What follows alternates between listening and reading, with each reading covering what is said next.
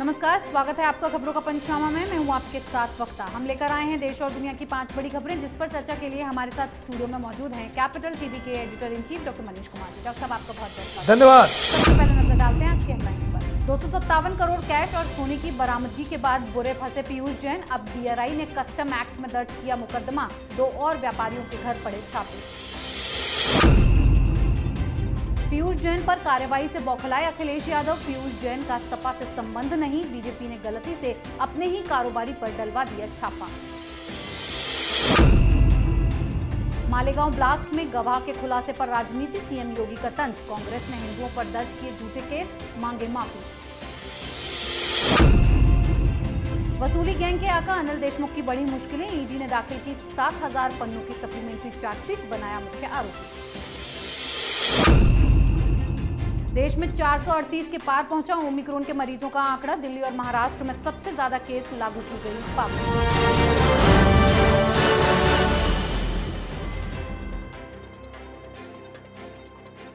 सबसे पहले बात करेंगे कानपुर में मची सनसनी पर। धन कुबेर पीयूष जैन के घर छापेमारी के बाद डीजीजीआई और आईटी की रडार पर कानपुर के बाकी कारोबारी आ गए हैं। आज जांच टीम ने पीयूष जैन के करीबी 2 और बड़े कारोबारियों के घर पर छापा मारा, जिसमें कई कागजात जब्त किए गए हैं। वहीं पीयूष जैन की मुसीबत और भी बढ़ गई है। छापेमारी में बरामद हुए 257 करोड़ कैश, 23 किलो सोना और 250 किलो चांदी के मामले में डीआरआई ने भी मुकदमा दर्ज किया है। सोने की ईंट मिलने के मामले में डीआरआई ने कस्टम एक्ट में पीयूष जैन के खिलाफ केस दर्ज किया है। इस तरह से अब डीआरआई गोल्ड स्मगलिंग के एंगल से इसकी जांच करेगी। दरअसल सोने की ईंटों को लेकर एजेंसी को शक है कि इनकी तस्करी की गई है। सूत्रों के मुताबिक सोने के बिस्किटों पर ये सीरियल नंबर मिटाने की कोशिश भी कर रहे थे। डॉक्टर साहब, ईडी के बाद डीआरआई ने पीयूष जैन के खिलाफ केस दर्ज कर दिया है। डीआरआई की जांच का एंगल क्या होने वाला है? देखिए, डीआरआई साथ में लेके चली गई 23 केजी सोना। भाई सोना कहां से आया? भाई 23 केजी सोना कोई मजाक है जी। स्कूटर पे चलता था ये समाजवादी, और 23 किलो सोना जो है अपने पलंग के नीचे सुरंग में बना करके रखा हुआ था। अब आपने पूछा कि इसमें एंगल क्या होगा। ये जो सोना होता है वो तो आजकल मार्क के साथ आता है। कहाँ, कैसे, कब, किधर बिक्री हुई, नहीं हुई, सारा उसका डिटेल होता है। अब डीआरआई को ये मालूम चल रहा है कि इसके अंदर जो सोना जो मिला है इसके पास से, वो दुबई से है और ऑस्ट्रेलिया से है। और ऑस्ट्रेलिया में बहुत ही कम टैक्स लगता है। दुबई में तो टैक्स लगता ही नहीं था, अभी कुछ कुछ उन लोगों ने शुरू किया है। तो वो जो मार्क्स हैं कि चूंकि उन मार्क्स की वजह से ये पता चल जाएगा कि भाई हिंदुस्तान का सोना नहीं है, ये समाजवाद की खुशबू दुबई और ऑस्ट्रेलिया से आ रही है। तो ऐसे में तो फंस जाओगे आप। तो आप क्या करते हो कि उसके मार्क को हटाने की उसकी कोशिश की गई और वो सारा कुछ पकड़ा गया। अब जो तमाम अब तक की जो कार्रवाई हुई है उसका लब लुभाव समझ लीजिए। कई सारे लोगों से हमारी बातचीत हुई जी। इत्र का धंधा करने वाला व्यक्ति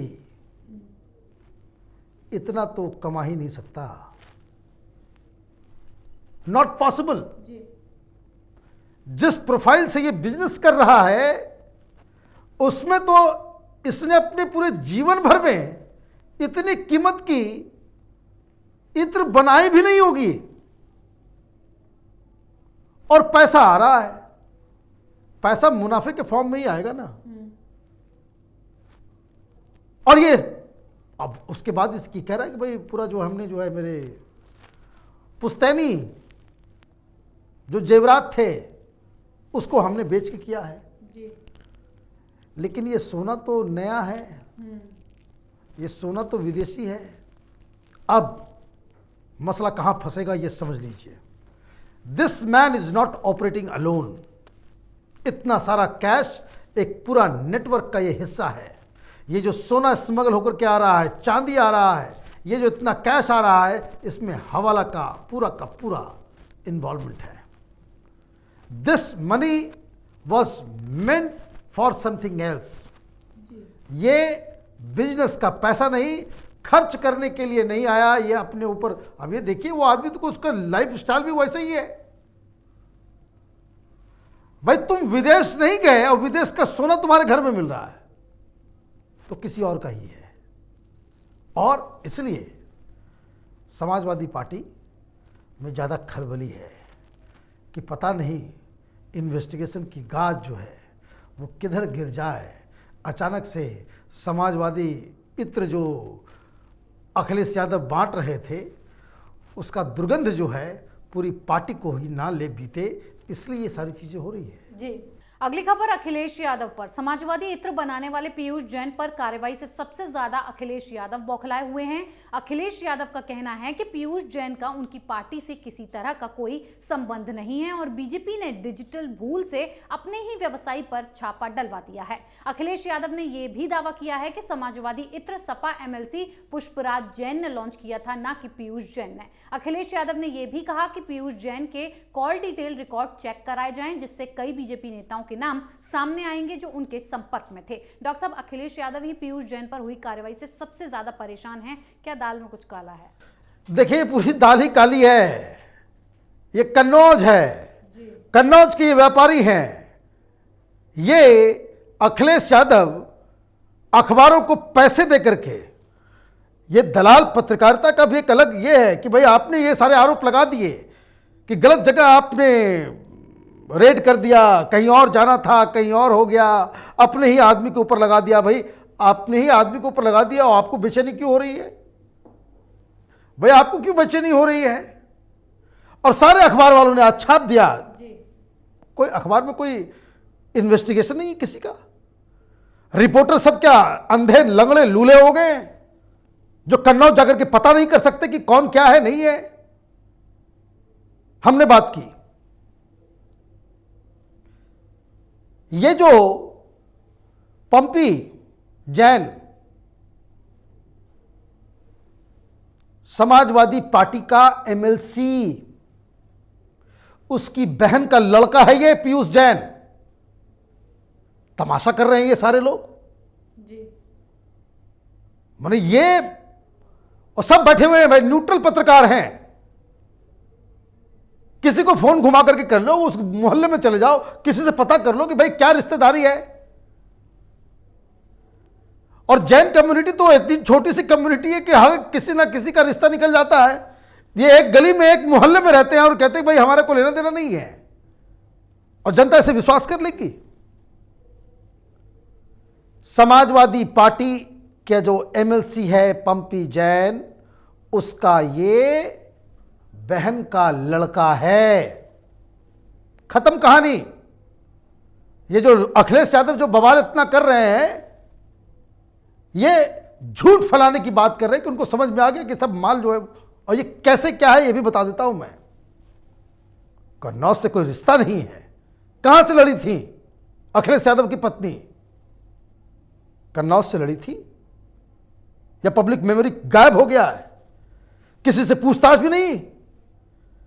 जब वो वहां लड़ी थी तो यही पंपी जैन, यही पीयूष जैन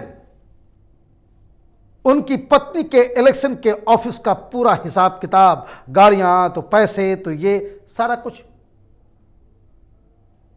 भाई ये किसी से दुनिया, भाई कन्नौज में जाकर के कोई रिपोर्टर लोगों से बात करेगा, सब सारे लोग बता देंगे जी।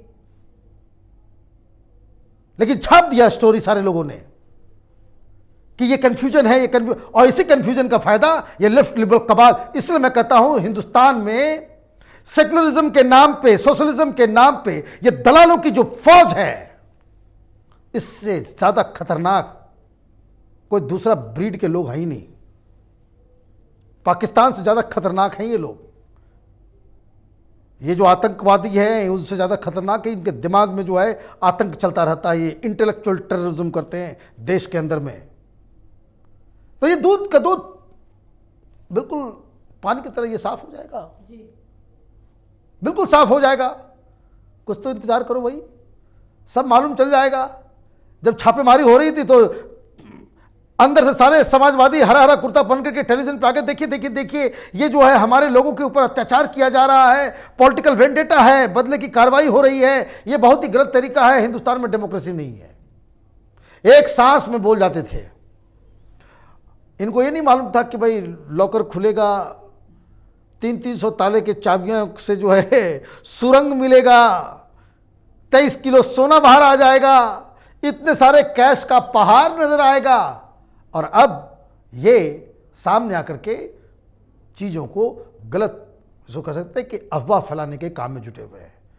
कोई इसमें डाउट नहीं है कि इन लोगों का रिश्ता, ये समाजवादी इत्र वालों का जो रिश्ता समाजवादी पार्टी से है। जी डॉक्टर साहब, अगली खबर कांग्रेस की गंदी राजनीति पर। मालेगांव ब्लास्ट में गवाह के खुलासे के बाद अब राजनीति तेज हो गई है। वहीं सीएम योगी ने इस मामले को लेकर कांग्रेस पर हमला किया है और आरोप लगाते हुए कहा कि कांग्रेस के राज में हिंदुओं पर झूठे केस दर्ज किए गए, इसके लिए पार्टी को माफी मांगनी चाहिए। दरअसल मालेगांव ब्लास्ट के एक गवाह ने सुनवाई के दौरान महाराष्ट्र एटीएस पर आरोप लगाते हुए कहा है कि उसे सीएम योगी का नाम लेने के लिए दबाव बनाया गया था। उसे उस वक्त के तत्कालीन एटीएस अधिकारी परमवीर सिंह और अन्य अफसरों ने बीजेपी और आरएसएस नेताओं का नाम लेने के लिए धमकी दी थी। डॉक्टर साहब, मालेगांव ब्लास्ट में गवाह ने बहुत बड़ा खुलासा किया है। क्या कांग्रेस हिंदुओं पर यह गंदी राजनीति कर रही है? देखिए, आज योगी आदित्यनाथ ने इसे राजनीतिक रूप दे दिया इस खबर को, जब वो फर्रुखाबाद में चीख चीख के बता रहे थे कि किस तरीके से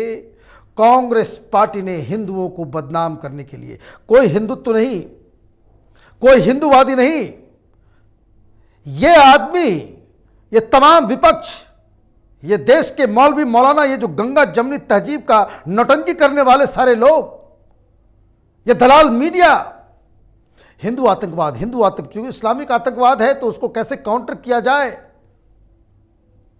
ये ज्यादातर लोग हिंदू ही अपने आप को कहते हैं, लेकिन हिंदू आतंकवाद की कहानियां जो है वो सिर्फ हिंदुस्तान में नहीं विदेशों में भी छाप रहे थे।